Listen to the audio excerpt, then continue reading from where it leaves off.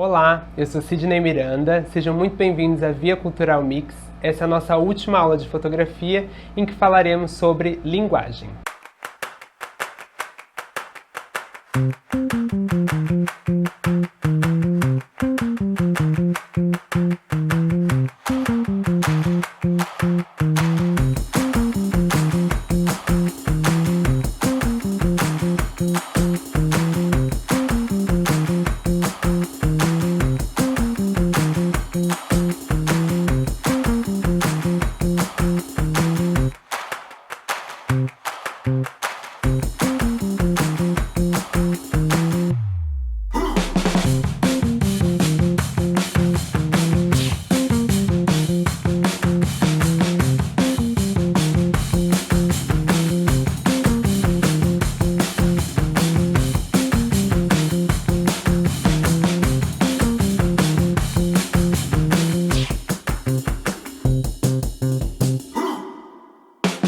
Nesse momento, nós já passamos por muitos fotógrafos e por muitas linguagens, né? Pela forma que eles vão trabalhar e seu modo de fazer dentro da fotografia.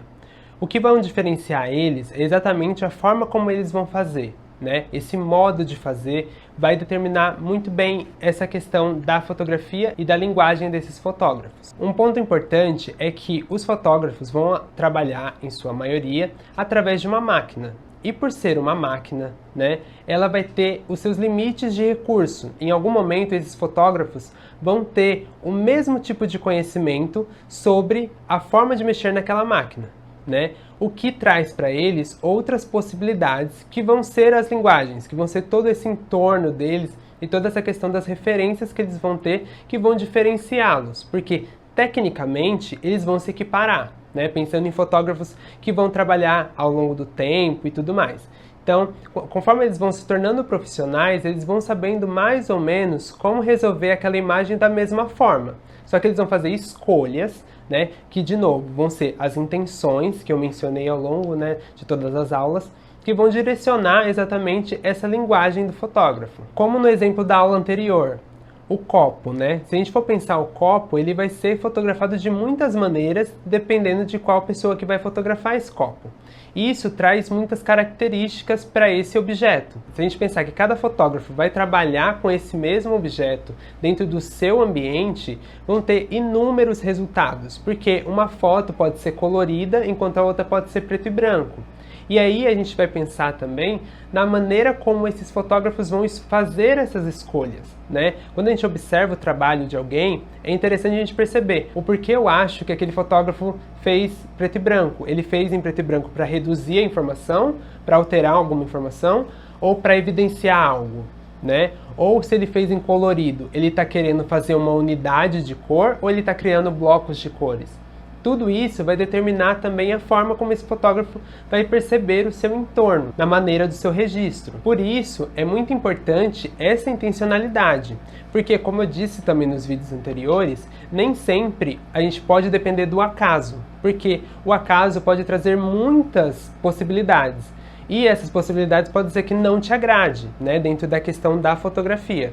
Então, é legal que a gente tenha essa intenção exatamente para a gente medir quais são esses nossos parâmetros, né? E, a partir disso, a gente entender o que entra na nossa fotografia e o que não entra, né? O que faz parte daquilo que você quer representar ou não. E, nesse ponto, algo importantíssimo é que a criação dessa linguagem, né, que eu mencionei, é algo que leva muito tempo para acontecer. Por isso que eu encorajo você sempre a fotografar muito, e muitas vezes o mesmo objeto em inúmeras formas.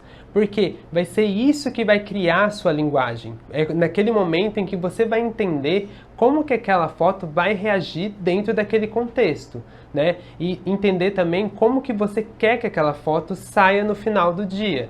Então, esse processo, né, de fazer muitas fotos, de repetir muitas vezes aquela mesma cena, é importante para que você entenda exatamente esse pedaço, né, da linguagem, para que você construa ela ao longo do tempo de uma forma que vai somatizar o seu trabalho.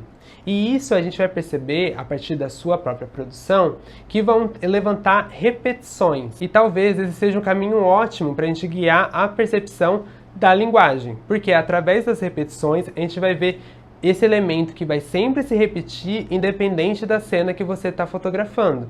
Isso é importante porque, a partir disso que você percebe essas repetições, você vai conseguindo trabalhar e evidenciar cada vez mais elas a partir dos próximos trabalhos. E pensando nisso, né, pensando nesse início da linguagem e de como você quer encontrar essa linguagem por meio da fotografia, você pode se questionar sobre questões simples, né? Como o que eu quero fotografar, como eu quero, se são pessoas, se são objetos, se são paisagens, por que paisagens, se for pessoas, por que pessoas, quem são essas pessoas, eu quero fotografar política, eu quero fazer fotojornalismo, eu quero fazer foto de moda, tudo isso vai te orientar. E dentro de cada uma das linguagens, por exemplo, a foto de moda, você pode pensar, eu quero fazer uma foto que seja parecido com uma campanha de bolsas, ou eu quero fazer uma foto que pareça que a pessoa está correndo, despojada e tudo mais. Tudo isso vai depender da forma como você registra, né? Porque, por exemplo, nesses dois casos, né, de um produto e de uma pessoa em movimento. No produto, quando você está ali com aquele produto parado, você está trabalhando uma estabilidade. Então pode ser que muito da sua foto e da sua linguagem tenha a ver com essa questão de equilíbrio, de ser estável dentro daquele contexto. Ou a pessoa em movimento pode trabalhar exatamente a dinâmica daquilo. Só que, ao mesmo tempo também, eu posso fazer uma foto de um objeto parado e ele ser dinâmico, ou uma foto de uma pessoa em movimento e ela ser estática, né? Então, tudo vai depender da sua intenção dentro da fotografia. Eu repito, né, essas questões da questão da prática na fotografia exatamente porque o que faz a gente gostar do trabalho de um fotógrafo é a linguagem dele. Porque eles podem trabalhar com o mesmo equipamento. E muitas vezes o equipamento não vai dizer nada sobre o trabalho dele, porque não é o equipamento que vai fazer uma imagem, e sim a pessoa que está atrás do equipamento. Não adianta ter um equipamento que custe super caro se você primeiro não sabe mexer e se você não tiver intencionalidade, porque pode ser que você simplesmente não saiba regular aquela imagem ou consiga lidar com tudo aquilo. Às vezes, trabalhando com equipamento muito mais simples, você consegue trabalhar exatamente essa questão de ser mais objetivo com o que você quer. E a partir desse equipamento mais simples, você vai vendo o que você precisa para ir subindo esse material de valor, no caso, né? No caso das câmeras.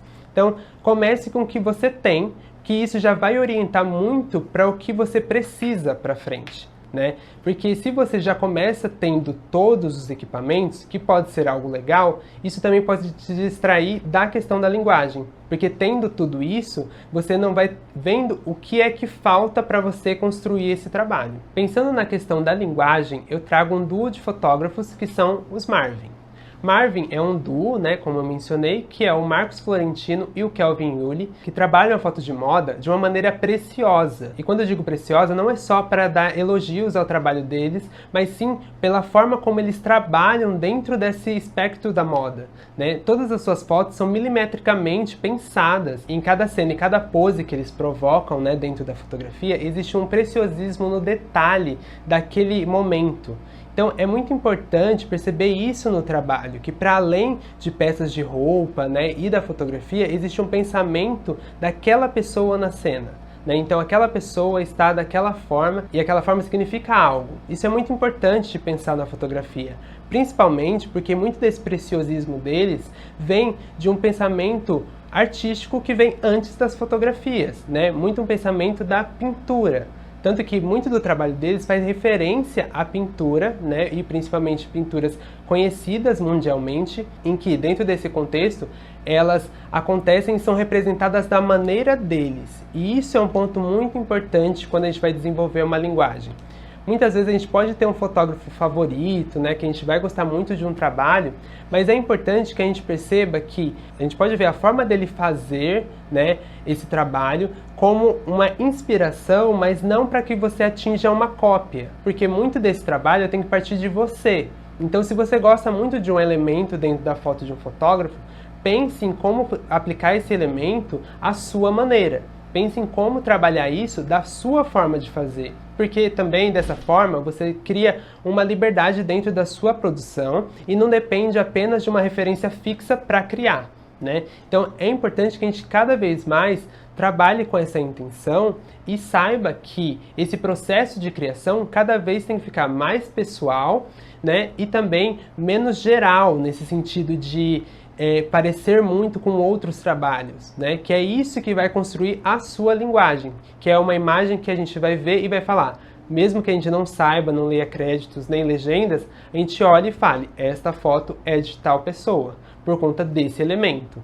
Então, é nisso que a gente vai vendo essas outras questões. Algo também importante dentro desse campo é isso de mostrar o seu trabalho para outras pessoas, né? Porque dentro dessa questão de mostrar para o outro, a gente vai percebendo o que o outro percebe, né? Então a gente vai vendo o que é aquilo, se a pessoa achou que aquela foto é delicada ou não, a gente consegue de alguma forma perceber quais são esses pontos de repetição que a gente tem dentro do nosso trabalho. Um outro fotógrafo que eu menciono aqui para a gente encerrar, né, dentro desse contexto das aulas de fotografia é o Rafael Pavarotti.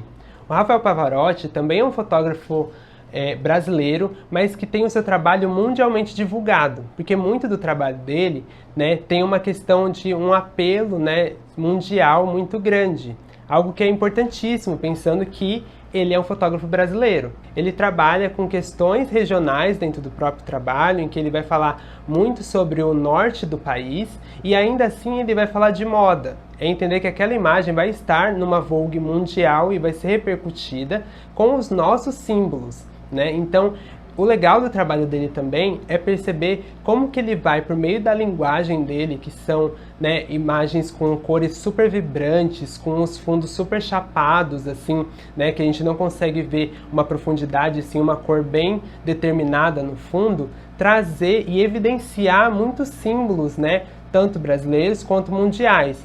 E também trabalhar ao mesmo tempo com pessoas muito importantes para o mundo, principalmente para a cultura. Pensando que ele já fotografou inúmeras vezes a Rihanna e tem fotos também que ele fez da Beyoncé e acompanhou ela ao longo de uma turnê, né, em alguns dos shows. Então é legal perceber como que, mesmo com esse tipo de linguagem, que é a moda e tudo mais, ele consegue contar uma história que ela não necessariamente é literal.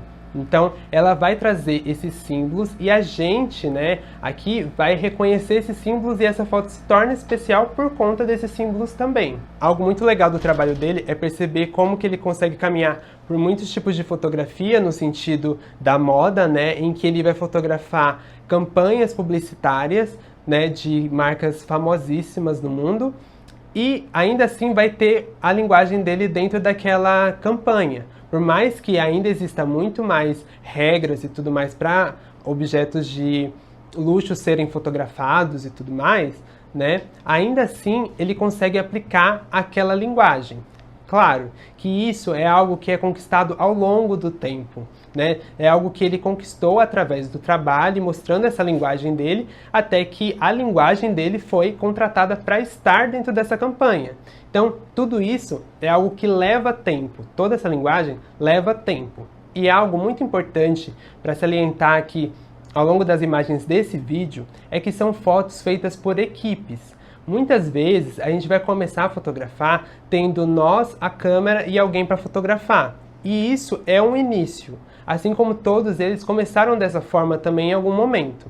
Então é importante que a nossa comparação diante desses fotógrafos seja também pensada, né? Porque uma foto construída por 20 pessoas, em que uma pessoa pensou na roupa, outra na maquiagem, outra na foto, e em outros elementos, ela vai ser diferente de uma foto em que uma pessoa teve que pensar em todos esses elementos juntos.